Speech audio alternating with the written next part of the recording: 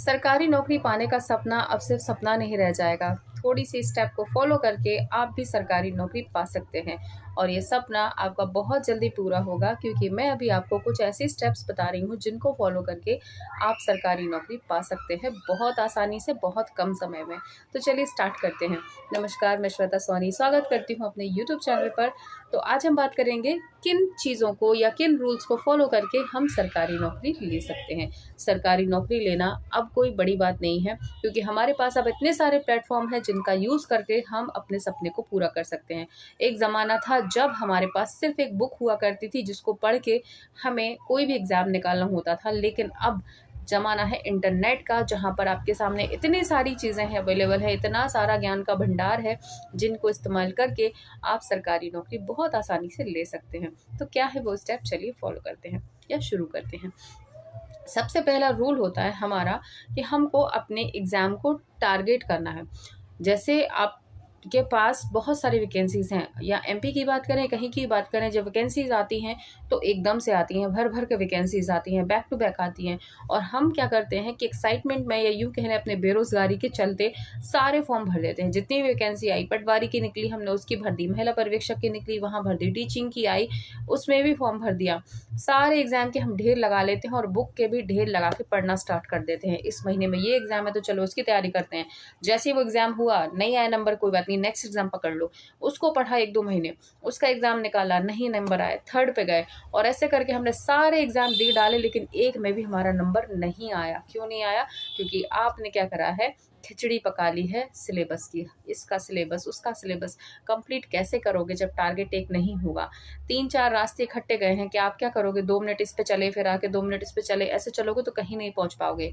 एक रास्ता चुनो कि मुझे ये एग्ज़ाम टारगेट करना है, तो उसी पर चल पड़ो सीधे, कहीं तो पहुंचोगे। तो आपको एक एग्ज़ाम को टारगेट करना है, एक एग्ज़ाम को पकड़ के चलोगे और शिद्दत से उसमें लग जाओगे, तो आपका सरकारी नौकरी पाने का सपना काफ़ी हद तक पूरा हो जाएगा। अब आपने सपना तो देख लिया, चल पड़े हो, लेकिन अब आगे क्या करना है? तो सबसे पहले ये तो हो गया आपका सिलेक्शन कि आपको इस एग्ज़ाम को सिलेक्ट करना है। इसके बाद आती है हमारी बारी कि हमने एग्ज़ाम तो ले लिया, लेकिन अब पढ़ें क्या, कैसे पढ़ें? तो सबसे पहले आपको क्या करना होगा कि अपने सिलेबस को समझना है। सिलेबस को समझे बिना यूँ समझ लीजिए कि आपकी आँखों पर बिल्कुल काला चश्मा लगा है और पथरीले रास्तों पे आपको चला दिया गया है, कि आपको कुछ नहीं पता कहाँ जाना है, क्या करना है। आँख को पट्टी बाँधना होता है ना, वैसे चलना हो जाता है।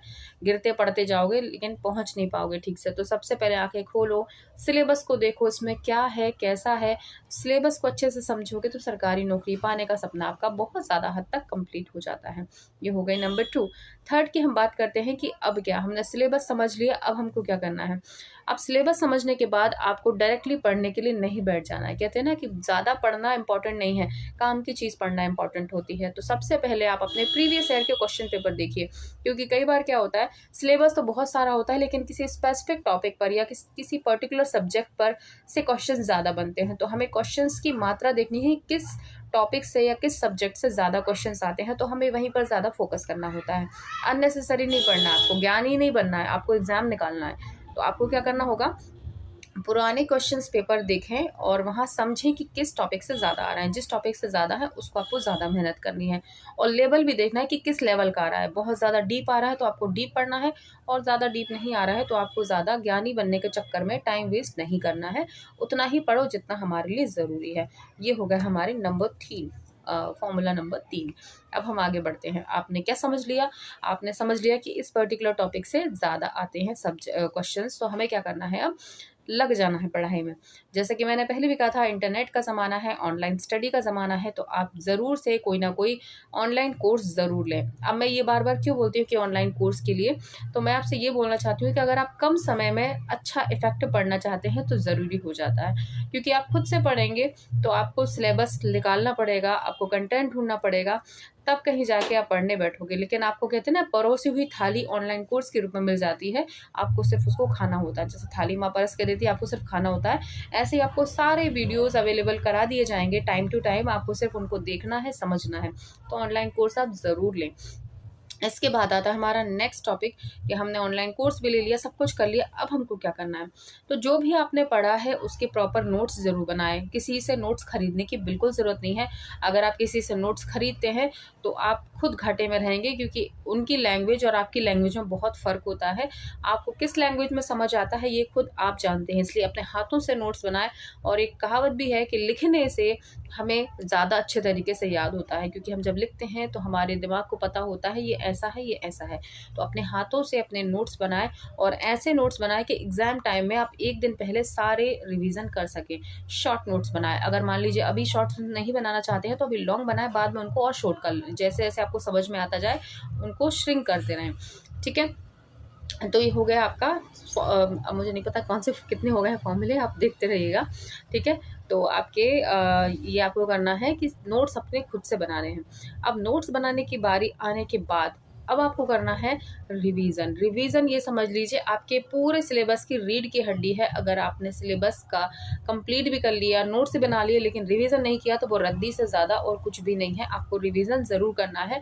डे डिसाइड कर लें, रोज़ कर सकते हैं तो बहुत अच्छी बात है कि अगर आप दिन में 5 घंटे पढ़ते हैं और 2 घंटे रिवीजन को देते हैं तो बहुत अच्छी बात है। अगर नहीं कर पा रहे हैं तो एक दिन डिसाइड कर लें कि मुझे इस दिन इस सब्जेक्ट का रिवीजन करना है, अगले दिन दूसरे से, ऐसा डेली आपको करना है।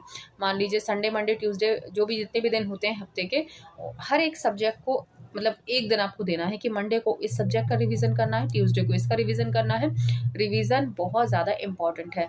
और सारे रिवीजन जब हो जाए तो संडे टू संडे आपको टेस्ट भी लगाना है आपकी तैयारी को जांचने के लिए कि मैं किस लेवल का तैयार हूँ अभी तक एग्ज़ाम देने के लिए, और मुझे कहाँ पर ज़्यादा मेहनत करने की ज़रूरत है। तो रिवीजन ज़रूरी है, इसके साथ ही साथ टेस्ट लगाने बहुत ज़्यादा ज़रूरी है प्रैक्टिस के लिए।